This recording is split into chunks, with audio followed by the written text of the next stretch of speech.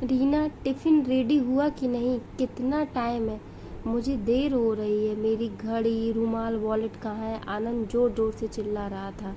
रेखा जी बड़ी बड़ी आंखें करके अपने बेटे यानी सुनील की तरफ देख रही थी। सुनील हंसकर बोला, अरे मम्मी कम ऑन, मेरी तरफ ऐसे घूर कर मत देखो, मैं अब छोटा थोड़ी हूँ, 2 बच्चे हैं मेरे। रेखा जी गुस्से से बोली, हाँ लेकिन तेरा बर्ताव तो बच्चों जैसा ही है।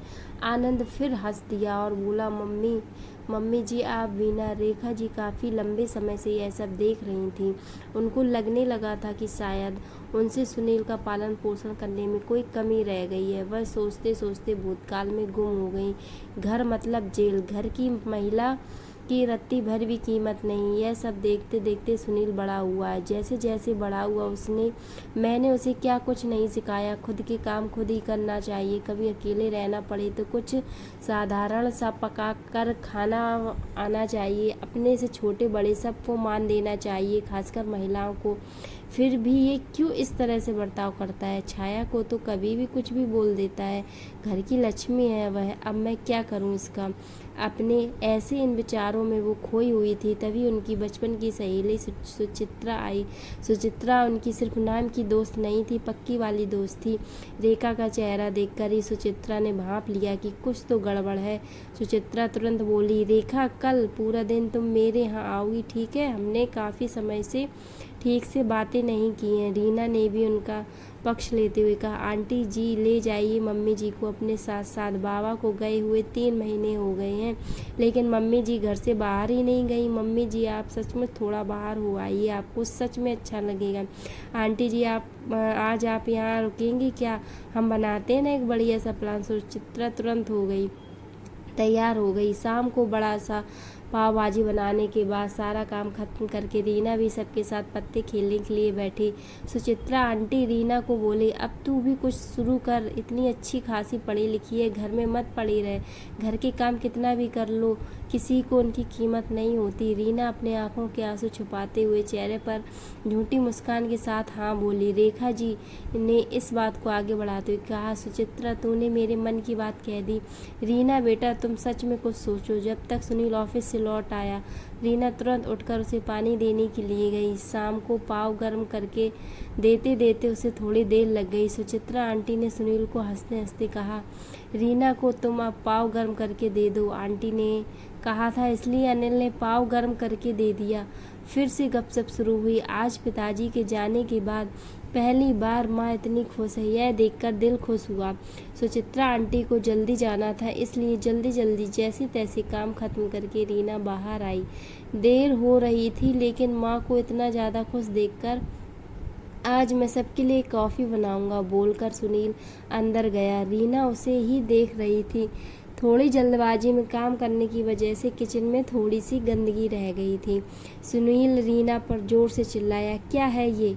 एक काम ठीक से नहीं करती, पूरा दिन तो घर में ही रहती है, फिर भी ये हाल है। उसने सबके सामने ऐसा बोला था, इसलिए रीना रोते रोते अंदर गई। रेखा जी को उस पर काफ़ी गुस्सा आया। बस कर अब उस पर हुक्म चलाना। क्या मैंने तुझे यही सब सिखाया है? क्या फ़र्क है तुझ में और तेरे बाप में? उसको मोलने से पहले वह जो काम हर रोज़ करती है ना, वह मुझे तू करके दिखा। उतने ही उत्साह से जितना वह करती है, उतने ही अच्छे से जितना वह करती है, और बिना यह कहे कि मैं थक गया हूँ या मुझे कंटाला आ रहा है। जो मैंने साहब मेरी बहू को ना सहना पड़े, इसलिए मैंने तुझे काफ़ी कुछ सिखाया, लेकिन तू अपने खानदान की परंपरा ही आगे बढ़ा रहा है। ममता की इस सफ़र से मैं कहीं पर कम पड़ गई। सुचित्रा आप कुछ बातें सिखाओ, उससे कोई फ़र्क नहीं पड़ता। बुजुर्गों के व्यवहार से जो बच्चे सीखते हैं उसी का अनुकरण करते हैं। इस बात का जीता जागता उदाहरण है मेरा बेटा सुनील। इसका अनुकरण इसके बच्चे करेंगे, यही डर है मुझे अब। लेकिन अपनी ममता की राय को अब बदलने वाली हूँ।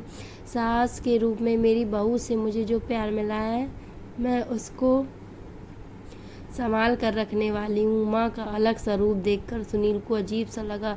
बहुत दिनों बाद मन हल्का हुआ था उनका आज। सब बोलकर एकदम खाली। सुचित्रा आंटी ने सहारा दिया था। उनका हाथ पकड़कर रेखा जी बोली, मन पर काबू थोड़ा करो, थोड़ा अच्छा महसूस हो रहा है। अब बहुत देर हो गई है माँ, सो जाओ आप। सुनील बोला। सच में देर हो गई है, सुचित्रा आंटी ने हंसकर कहा। यह सब मुझे बहुत पहले ही कर देना चाहिए था। रीना बेटा जरा बाहर आना। रेखा जी की आवाज़ सुनकर रीना बाहर आ गई। रीना, तुम शादी के बाद नौकरी करना चाहती थी ना, लेकिन पुरुष प्रधान हमारे इस घर में महिलाओं को हमेशा कम ही देखा गया। इसको मैं बदल सकूं, इसलिए मैंने अपनी परवरिश के दौरान काफ़ी कोशिश की, लेकिन कहीं कमी रह गई है। यह कारण खानदान का असर, लेकिन अब बहुत हुआ। मैं यह अब बदल कर रख दूंगी। तुम नौकरी करो, तुम आगे पढ़कर पीएचडी करना चाहती थी ना, वह भी करो। मैं तुम्हारे साथ खड़ी हूँ। और रही बात घर के कामों की, तो जब तुम नौकरी करोगी तो सब काम अपने आप खुद करेंगी। रीना ने रेखा जी के पैर छुए और बोली, मम्मी जी अब आप सो जाइए। मैंने आपकी सारी बातें सुनी, लेकिन आप सो जाइए, नहीं तो आपकी तबीयत खराब हो जाएगी। अगले दिन का सवेरा एक नया प्रकाश लेकर आने वाला था। इसी विचार के साथ रीना को नींद आई। सुबह उठने में थोड़ी देर हो गई। काफ़ी कुछ बदलाव नज़र आ रहा था। रविवार था, फिर भी सुबह उठकर सुनील घर के काम कर रहा था। माँ से उसने वादा किया कि अब वह फिर कभी इस तरह से बर्ताव नहीं करेगा। उसने अपनी गलती मान ली थी।